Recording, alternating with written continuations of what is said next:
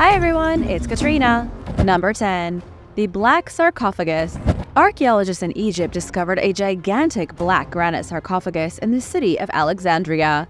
The sarcophagus became an international sensation when it was opened, revealing 3 skeletons and a disgusting red liquid. The gross, murky gunk inside the granite box turned out to be sewage, not magical mummy juice.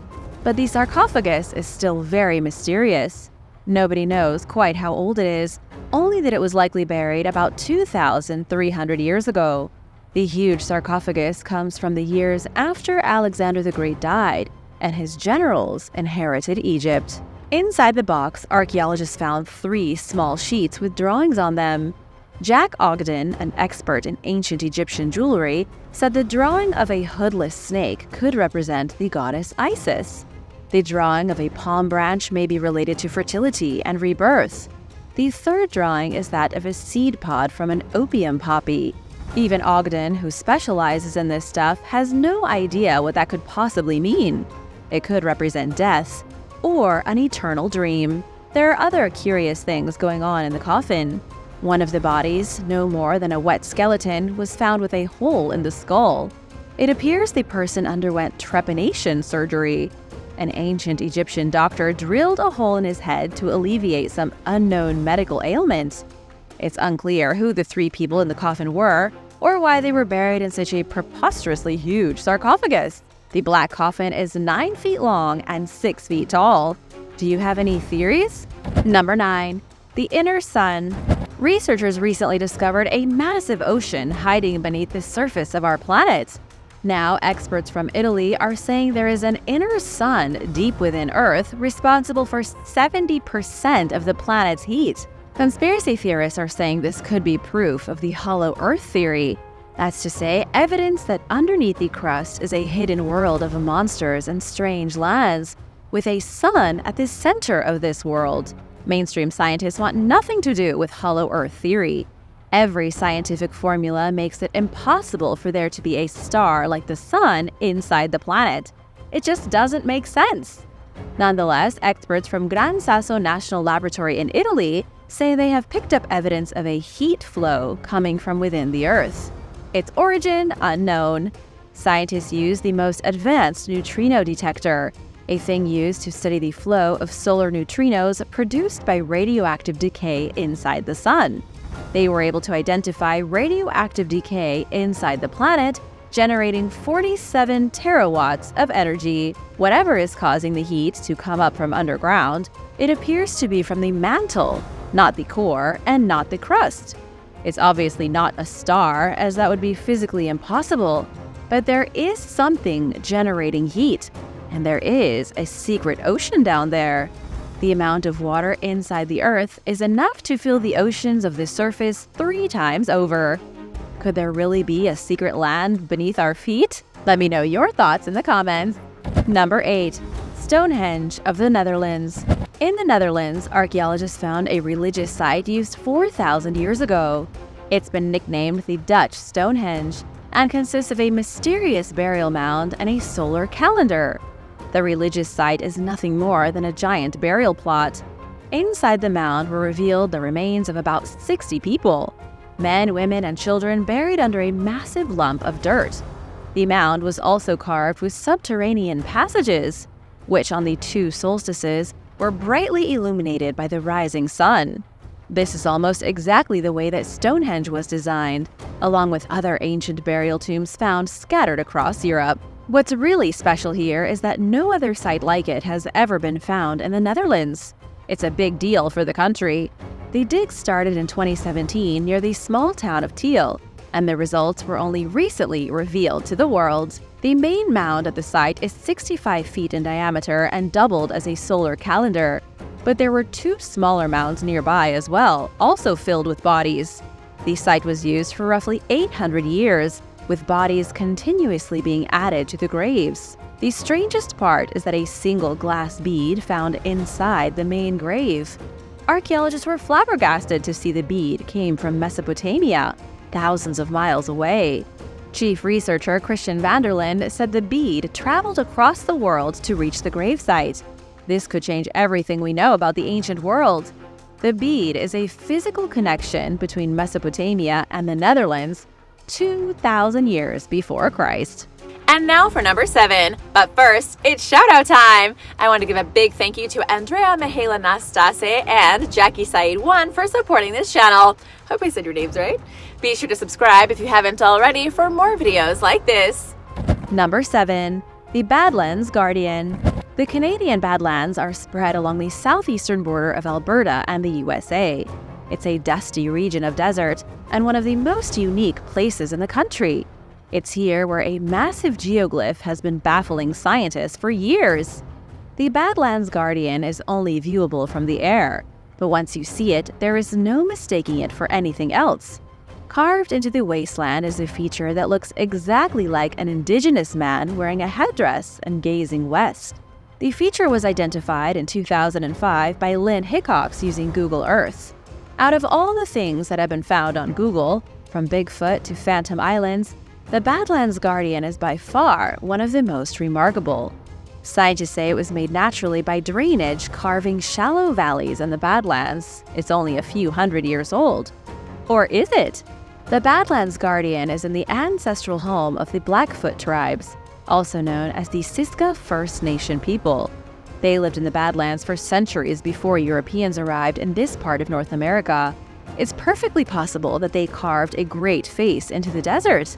It's also possible that it's a natural phenomenon caused by rain and wind. What do you think? Let me know in the comments. Number 6. Sweating fungi.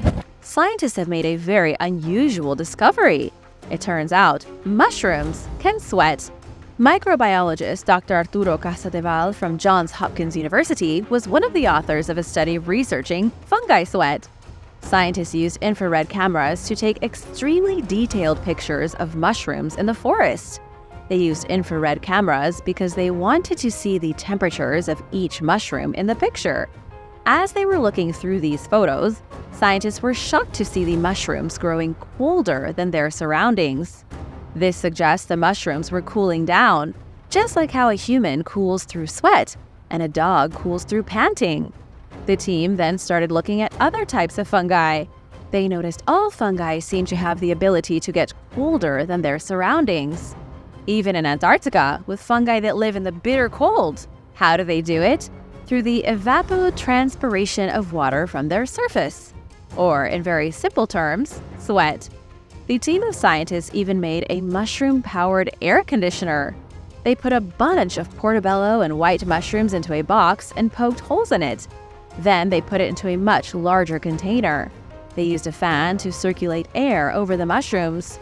It only took about 40 minutes until the larger container had cooled by 18 degrees Fahrenheit. Scientists have no idea why mushrooms are sweating. It's a crazy accidental discovery that's left the experts stumped. Do you like mushrooms? Let me know in the comments and hit that subscribe button while you're at it. Number 5. The Fourth Pyramid. The hill of Abu Rawash is about 5 miles north from the Great Pyramids of Giza. At the top of a hill is a ruin, the broken remains of the little-known pyramid of Djedefre. Djedefre was the son of Khufu, who built the Great Pyramid. While Khufu's pyramid stood an amazing 483 feet, his son's pyramid was not nearly as impressive. Djedefre tried to make it bigger, but the pyramid was never finished. It may very well have been enormous if the structure was ever complete. All that remains of the pyramid today are its lowest tiers, about 30 feet of stone. The site was explored several times in the 19th century, but nobody has ever been able to uncover the truth of the monument. Experts still debate on how much of the pyramid was finished. Dr. Michael Bod from the Louvre in Paris says the sheer amount of granite suggests the pyramid was built to at least half its expected height, maybe even more if the Romans carried a lot of the stone away to build their own structures. Some don't even think it was a pyramid at all. It may have been a solar temple instead. Michael Bod says archaeologists have found fragments of quartzite, which was associated with the sun. This may have been a place of cultic worship by sun zealots, not a pyramid at all. After 4,500 years, it's still a massive mystery. Number 4. Expedition Bigfoot. A recent expedition into the wilderness may have uncovered clues as to the truth behind one of America's greatest monsters. Explorer Russell Accord and his colleagues went on a search for Bigfoot in Central Oregon. They brought a primatologist and computer equipment to search for any signs that the creature really does exist. They analyzed footprints and looked at potential nesting sites. They even recorded strange vocalizations they heard at night. The 3 weeks of travel took them through about 90,000 acres of rural land. As you may already know, Bigfoot is said to be a tall and hairy creature that looks like a giant ape. It looks most like the extinct Gigantopithecus, which stood 10 feet tall and weighed almost 600 pounds. The Gigantopithecus lived in Southeast Asia and has been extinct for hundreds of thousands of years. There's been no fossil evidence such a creature thrived in North America. But the idea isn't impossible. Even Jane Goodall, the famous chimpanzee expert, said in an interview that she wouldn't doubt such a beast could exist unknown in North America. Unfortunately, the expedition did not reveal any irrefutable proof of Bigfoot. The team didn't find Bigfoot in Oregon, but they went looking for the creature again in Kentucky and found strange footprints deep in the wilderness. They didn't appear to be from any known animal. They also discovered a wooden shelter in the remote Kentucky woods that looked like it was made by a giant monkey. But still, they haven't found any irrefutable proof. Do you believe in Bigfoot? Number 3. The Narragansett Runestone. The Narragansett Runestone is believed to be the work of a lost colony of Icelanders who arrived in New England in the 14th century. The stone is absolutely massive, weighing in at 2.5 tons. It's located in Rhode Island, inscribed with 2 rows of runic characters. It first came to the attention of local historians in the 1980s. The New England Antiquities Research Association was so interested, they ran their own studies on the stone. The official story is that the rock was found by a clam digger in 1984 while they dug in the mudflats of Narragansett Bay. Nothing was ever really made of the stone until recently. In 2014, a resident claimed they carved the runes in the summer of 1964. But that was quickly dismissed because other locals remembered the stone being there long before that. Earlier in 2012, somebody stole it. The entire thing was taken by a local who was tired of tourists roaming through the area to check out the artifact, but it was returned in 2013. Now the stone is an official tourist attraction with its own plaque and information sheet. Valdemar Samuelson from Iceland says the runes were made 700 years ago by the Vikings.